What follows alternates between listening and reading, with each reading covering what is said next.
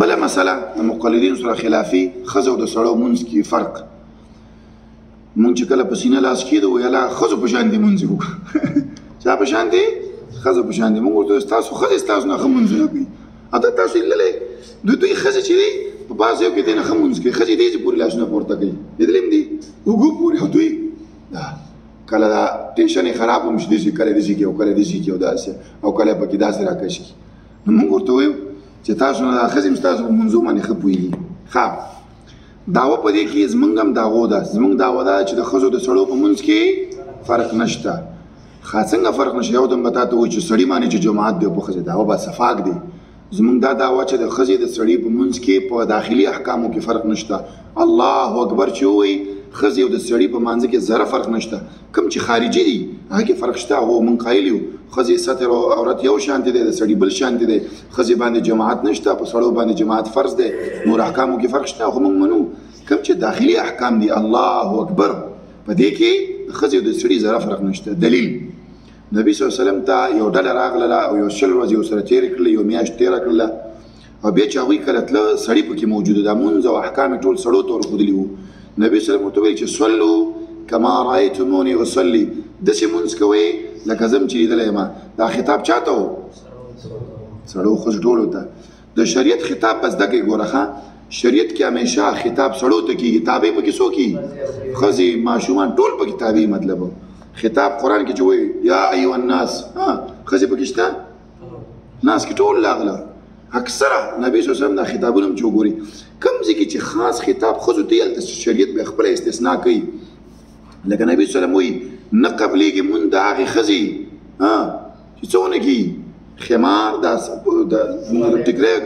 ټیکری په سر نه. خطاب چاته شو؟ سړي ته چې شو استثنا دي شول. هغه مونځ چې ستا مخې ته ښځه خر او سپی تېر شو مونځ دې چې شو؟ کوم ځای کې چې خطاب ښځو ته متوجه دی هلته شریعت بیا کړی دی. کوم ځای کې چې نه دی سړو سره یو شان دی. نو زموږ دا دعوه ده چې ښځه سړي مونځ کې ذره فرق نشته دی. مقلدین یو شل فرقه کوي. څو په دې شل فرقونو باندې موږ ته یو دلیل پیش کړي چې په کوم حدیث کې دا فرق راغلی. یو فرق دوی وایي چې ښځه به لاسونه تر د دیزې پورې پورته کوي، د اوږو پورې ده، او سړي چې دی دا په دې باندې دلیل پیش کړي چې کوم ځای کې دا حدیث راغلی دی. دوی وایي چې ښځه به لاسونه نیسي، لیدلی هم دي که نه دا داسې نیسي، او سړی داسې کلکې نیولی ته وایي چې دا کړی دی لاک کړی هغه هم د ذکر سره نږدې نیولي. دې باندې دلیل پیش کړي. ښځه به په سینه باندې لاس کېږدي او سړی وایي د سینو باندې لاس کېښودل وایي دا د وهابیانو کار دی. تاسو ښځې وهابیانې دي، ښځې وهابیانې شوي دي، هغه بدلې کوي. که دې مسله کې کوم مقلد تاسو ته دلیل درکړه زما طرف نه دا ویډیو مه اوري، 1,00,000 روپۍ ورته انعام دی. یو دانه پکې دی د دنیا احمق قوم دی. دا وایي دا مونږ ځکه د سړي ته وایو چې نامه نه لاندې لاس ږده، وایي که پرتوګال یې خوی شي چې هغه دې ونیسي نو د ښځې پرتوګال چې خوی شي هغه سره به څه کوي بیا د پرتوګال چې وایي پرتوګال کلک تړی که نو بېکاره خلکو مونځ کې هم د پرتوګال کوي دا سره. بل وایي موږ ویو وایي دا سینې باندې لاس ځکه ږدو چې دا عورت یې پټ شي. نو سینې غټ عورت دی که فرش دی بیا په فرش باندې ورته لاسونه کېږدي. حماقت او حماقت ظلمات فوق ظلمات دی. ښه دوی بل داسې کوي دا ښځې به تاسو لیدلي، تاسو ته په دې ویډیو کې وکړم دا ښځې چې مونځ کې دا کوي دا لیدلی هم دی. دوی دا ښځې همدا یې داسې نیولي ده اګیلی په ګوتې ایښي. دې فرق باندې دلیل او د هغو ته چې لاړ شي سجدو ته دا لاسونه یې په لیچو ځمکو باندې لګولي دې باندې دلیل. تاسو د دوی ښځو ته وګورئ او بس ورته وایئ چې ستاسو دا ښځې چې کوم مونځ کوي په دې باندې ما ته دلیل پیش کړه. تاسو به لیدلي څوک یې چې کوي دا لاسونه به یې داسې نیولي. ورته ستاسو د دې ښځو دا مونځ موږ ته ثابت کړه. دا شل فرقه چې تاسو کوئ سجدو کې دا دواړه لاسونه داسې لګولي، دغه دا ګونډې دي دغه سره یې لګولي دي، پښتیو سره لګولي، پنډاله ټول خورې کړي او قاعده کې چې کښېني دا دواړه ګوتې داسې لګولي شانتي. او یو عمل چې دوی د ښځو لاسي دي تورک دوی کوي. ښځې لیدلی هم دی تورک کوي او هغه سړي نه کوي. نو دې فرق باندې دلیل څه دی؟ نو موږ ته دلیل په چا باندې شو؟ تاسو باندې شو. قایل د فرق څوک دی؟ موږ سره خو اول دلیل دا شو چې صلو کما رایتمونی اصلي، او بل دلیل دا دی چې ام دردا به د سړو په شان دې مونځ کوو، وکانت فقیهه، هغه فقیهه وه. چا په شان دې مونځ به یې کوو؟ سړو په شان دې، وکانت فقیهه، هغه فقیهه وه. دوی سره په دې مسله کې یو دوه درې روایتونه دي چې ښځو د سړو مونځ فرق دوی پکې ښیي. یو دانه د وائل ابن حجر حدیث دی چې امام طبراني نقل کړی دی. دا حدیث په مختلفو سندونو سره راوړی دی، خو دا یو حدیث دی. د تکبیر تحریمه په وخت کې به دغه دا ښځه چې ده وایي لاسونه چې دا به دغه کې پورې اوچتوي، دا دیزې پورې څه پورې سړي به یې دیزې پورې اوچتوي او ښځې به یې دیزې پورې اوچتوي. وایي نبي صلی الله علیه وسلم دا خبره وکړه چې دا وایي کله چې ته مونځ کې خپل لاسونه دې څه کړه د اوږو پورې کړه او سینې دا زنانه چې ده هغه دې تر سینو پورې دا لاسونه پورته کړي. دا یو روایت دی، خو سندن دا حدیث چې دی چې دی ضعیف روایت دی. دې کې راویان دي د درې باب د هغه باب لکه چې موږ نه ویلې چې لاسونه به کوم ځای پورې پورته کوو په مانځه کې. دا حدیث سندن ضعیف دی. ابن حجر په دې کې دوه درې راویان دي، هغه باندې کلام کړی دی، ضعیف روایت دی. دغه روایت د وائل ابن حجر ثابت نه دی چې لاسونه دې ښځه تر د اوږو پورې جګي او سړی دې تر د غوږو پورې جګي. ضعیف روایت دی، درې راویان پکې دي کې امام طبراني نقل کړی، خو سندن دا ثابت نه دی، ضعیف روایت دی.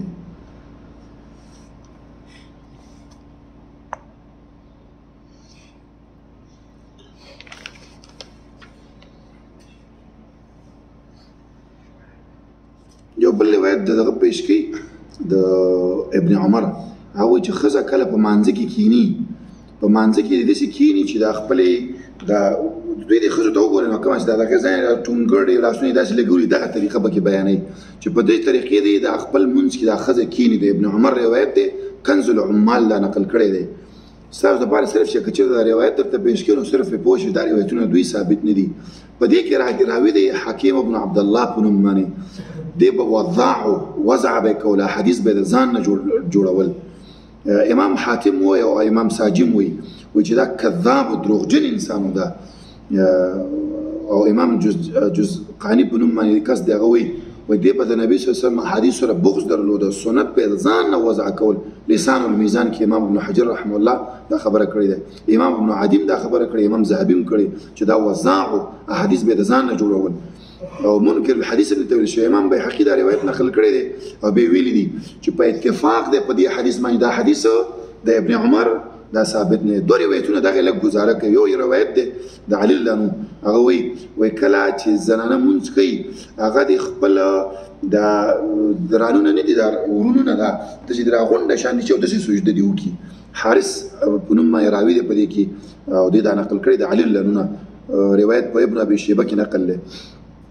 دا روایت سندن ثابت نه دی. حارث الاعور په نوم باندې کس چې دی دا کذاب دروغجن. ګور دا خبرې چې مونږ کوو چې دروغجن دی کذاب دی، لاړ دي چې دا روایتونه دا کتابونه دي وګوري انشاءالله. تهذیب نوم مونږ اخلو او دا بل کتاب مونږ چې واخیسته انشاءالله په همدغه نوم باندې په حارث ها باندې چې دا ولټې حارث کتاب باندې پوهېږې جرح و تعدیل که نه څه ښه استعمالېږي حروف باندې لکه کوم چې دا منجد کتاب دی او دا د حروف باندې پیدا کې هر راوي نوم دی. اوس مثال ها ده نو حارث شو که نو حارث به ته ګوري بل ته ورپسې داسې ورکړي حارث ابن عبدالله ابن فلانه ابن فلانه. دلته چې کوم د والد نوم دی ځکه په یو نوم باندې ډېر دغه راځي، په بعضې وخت کې په یو نوم باندې والد هم یو شان شي، بعضې وخت کې څه کېږي هغه کې به ته به شاګرد او استادانو ته ګوري چې استاد یې څوک دا روایت د چا نقل کړی هغه باندې به پیدا کړي. نو هغه کې چې ته وګورې تا ته به جرح راځي چې لکه دا کس دې باندې لیکلي. ابن حجر رحمه الله څو کتابونه دي، په بعضو ځایو کې دا جرح ښه تفصیلي نقل کوي، بعضو ځایو کې تقریب التهذیب کې مختلف دا کار کړی دی چې لنډ نقل کې تا ته وایي چې ضعیف او حافظه کمزوري وه. په نورو کتابو کې بیا اوس تفصیلي چې دا چا دا خبره کړې چې حافظه کمزوري او څوک دا وایي چې داسې وو، دا کتابونه ورپسې لټول پکار دي. صحیح د ابن عباس یو روایت دی، وایي ښځه چې کله مونځ کوي هغه د خپل ځان داسې راجمع کړي، سمیټ کړ داسې حالت باندې شي. نو په دې کې خدا خبره نشته چې د سړو په شان دې مونځ به نه کوي، ځان دې راغونډو کړي. مطلب دا ده چې ته کله مونځ کوې نو زنانه داسې نه کوي چې پیړه شان دې پرتې نه، خپل څادر او دا دې ځان ته برابروه. ځکه زنانو ته دا امر شوی که چې مسجد ته هم تللی شي، په مسجد کې ته پرتې او دا ستا ټیکری او دا چې دا په تا باندې سی نه پروت دې کې دغه دی چې اندام به دې چېرته ښکاري شي مطلب دا چې ټیکری او دا برابر او دا پکې نشته دی چې ښځه دې لاسونه په لیچ ځمکه باندې ولګوي دا حدیث ماته رایاد شو چې نبي صلی الله علیه وسلم وایي چې ښځه دې مونځ نه کوي دې نه منع ده چې یو سړی دې مونځ کوي او په دې حالت کې چې د هغه دا لیچې ایقاع القلب چې ورته وایي داسې حالت کې یو کس مونځ نه کوي چې هغه دا لیچې په ځمکه باندې لګېدلي نو دا امر چا ته شامل دی ښځو سړو دواړو ته شامل دی دوی دا ښځې چې دي لیچې لاندې په ځمکه باندې لګولي نو دې کې دا خبر نشته د ابن عباس په روایت کې چې ښځه دې لاسونه د ځمکې داسې لګولي او ځان دې داسې تاو کړی او دوی چې کوم طریقې بیان دا پکې نشته او موږ شل فرقه بیان کړي څو شل فرقه په دې روایت کې شته هم نه دی نو دا لنډ دوی روایتونه چې دا یو روایت اخرنی دی د ابن عمر نه هغه نه پوښتنه وشوه چې نبي صلی الله علیه وسلم په زمانه کې به زنانو څنګه مونځ کاوه نو هغه ویل چې هغه به ځان داسې د ګونډې او دا به یې راتاوې کړلې لکه دوی د زنانه چې کوم مونځ کوي بس دغه دوی استدلال نیسي خو دا حدیث یې سندن ثابت نه دی امام ابو حنیفه په دې کې راوي دی څوک دی جامع المسانید د امام ابو حنیفه د یو کتاب دی نسبت کېږي دغه کتاب دی هغه خصفکي لیکلی دی 1500 کاله بعد غالبا څومره ډېر عمر د هغه د ابو حنیفه په منځ کې فرق دی نو هغه کتاب ثابت نه دی ضعیف روایت دی بل راوي پکې دی کې ضرب دغه نجح په نوم باندې هغه ضعیف دی بل راوي پکې دی دغه ابن الجواب په نوم باندې ابن الجواب په نوم باندې دا مجهول الحال دی دغه روایت چې د ابن عمر نه نقل او جامع المسانید نقل کړی دی او ابو حنیفه ته نسبت کېږي دی کې یو ابو حنیفه رحم الله ضعیف دی دین ال سفیان ثوری تدلیسی کړی دی بل پکې راوي دی زوریج په نوم باندې او بل پکې دی ابن الجواب په نوم باندې دا روایت د دوی ثابت نه دی نو ښځو د مونځ په فرق کې درې روایتونه اوس شته دی د ویل ابن حجر د ابن عمر او د ابن ابو حنیفه خو دغه درې وړ روایتو کې کلام دی او صرف یو مسله دې ثابتېږي هغه دا چې ښځه په مونځ کې داسې ډونګه کېني دا شل فرق هم پکې نشته صرف یو مسله چې په سجده کې به داسې ځان به راتاو کړي او دا روایتونه هم سندن ضعیف و دعوه په دوی دا دلیل به هم پیش کوي دې مسله کې سوال شته